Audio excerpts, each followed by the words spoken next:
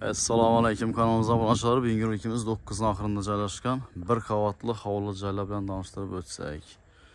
Berimizda yine eldine heddilari, atızlari, elde keng kanalizatsiyalar eldinda tushgan. Polni fasad qismi bitgan, yashilib turgan joyimizni hozir e'tiboringizni havola etib tanishtirib o'tsak. Mana bismillah deb keladigan bo'lsak, girishimizda dalan yine, dalan kısmı boydan polni çıkan, umanlikle koyulgan. İki chetinde akfa aynalar koyulgan ekan, konditsionerlar bor.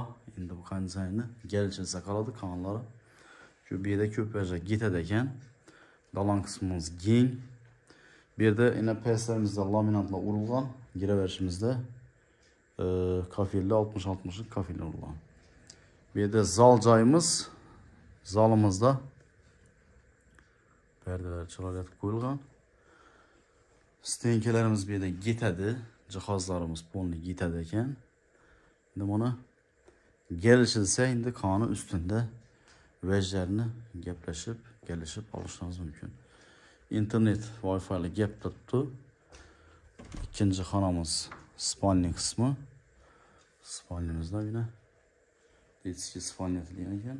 Şöyle perdeler qoladi.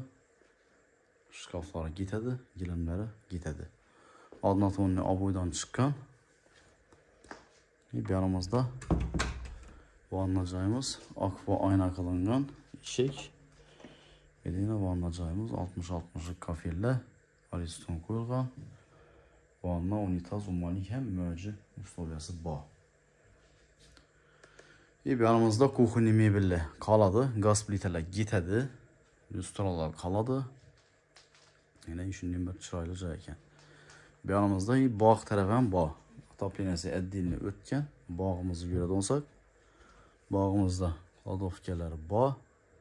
Kichkina bo'lsa mana bular kladovkalar ham mavjud bor ekan.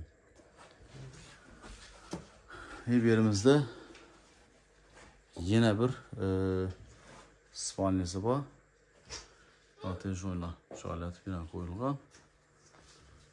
Atejoy bu yerda bir spalni tushgan. Spalnimizdan oboydan chiqqan. Bu yerdan pur jaluz perdelari qoladi. Zalimizdagi perda ham ketadi ekan. Atejoylar bu yerda meni urilib turibdi.